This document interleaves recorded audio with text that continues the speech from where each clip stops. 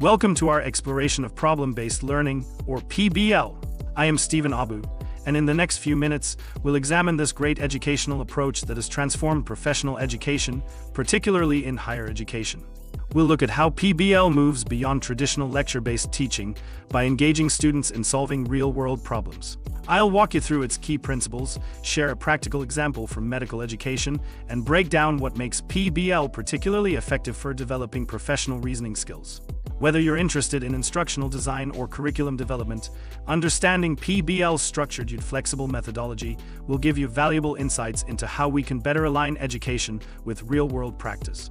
Let's begin by understanding what makes PBL distinct from other educational approaches. In this instructional video, we will be focusing on understanding problem-based learning, a deep dive into an influential educational approach. The target audience for this instructional video are new students in Instructional Technology program and students who are new to the concept of problem-based learning.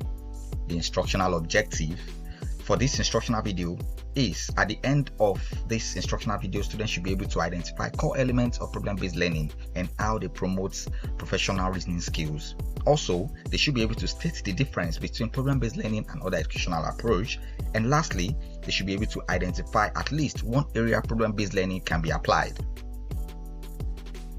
As we explore innovative approaches to teaching and learning, problem-based learning stands out as a particularly compelling methodology that has demonstrated remarkable success, especially in professional education. In this video, I will be unpacking the key principles of problem-based learning and examine what makes it such a powerful learning approach. At its core, problem-based learning is a constructivist educational method where learning occurs through the process of solving authentic real-life problems. Rather than passively receiving information, students actively construct knowledge by grappling with complex challenges. What makes problem-based learning particularly distinctive is its carefully structured approach to facilitating this learning process. Let me illustrate with a concrete example from medical education, where problem-based learning has been extensively implemented and refined over the past 40 years. Imagine a group of medical students presented with a case of a patient showing certain symptoms.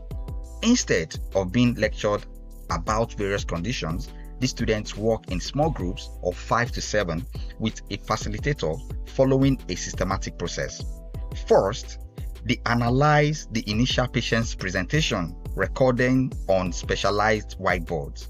The first thing they do is they check for facts they know about the case. Another thing is they form hypotheses about potential diagnosis. And thirdly, the questions and issues they need to investigate further. This is also called learning issues. The students then divide themselves into various groups, conduct independent research, and reconvene to share their findings and revise their understanding. This cycle continues until they reach a well-reasoned diagnostic and treatment plan. What's particularly fascinating about problem-based learning is how it integrates several critical elements. These elements includes, number one, authentic problems. The authentic problem must be complex, ill-structured, and open-ended, much like real-world situation professionals encounter. This authenticity is crucial for developing practical reasoning skills and professional judgments. Another of these elements is collaborative learning. In this case, students work in small groups, pooling their knowledge and experiences. This mirrors real professional practice and develop essential teamwork and communication skills. The third element is self-directed learning. In this case, students identify what they need to learn and take responsibility for their learning, thereby developing crucial lifelong learning skills. And the fourth element we'll be looking at is facilitation rather than direct instruction. In this case, the instructor serves as a cognitive coach, guiding students' reflection and inquiry rather than providing direct answers. Now, a key distinction between problem-based learning and other approaches, such as case-based reasoning, lies in its primary focus. Case-based reasoning emphasizes reasoning from previous experiences and stored cases, whereas problem-based learning focuses on the process of working through new problems as the primary vehicle for learning. Although both approaches value experience in learning, but problem-based learning particularly emphasizes the development of self-directed learning, skills, and professional reasoning processes.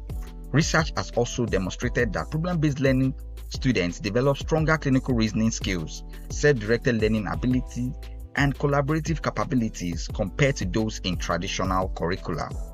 They retain knowledge longer and are better able to integrate basic science concepts with clinical problems. However, implementing problem-based learning effectively requires careful attention to several factors. We'll be looking at 4 of these key factors in this video. Number 1, problem must be carefully designed to target intended learning outcomes while remaining authentic. Facilitators need special training in problem-based learning methodology. And third point, the learning environment must support collaborative work and resource access. The fourth point we'll be looking at is assessment methods must align with problem-based learning's emphasis on process as well as content. In conclusion, problem-based learning represents a sophisticated approach to professional education that aligns well with our understanding of how people learn effectively. Its structured yet flexible methodology provides a powerful framework for developing not just knowledge, but the complex reasoning and professional needed in real-world practice. This brief overview only scratches the surface of PBL's richness, but I hope it provides a solid foundation for understanding this influential educational approach. Thank you for your attention. See you in our next discussion.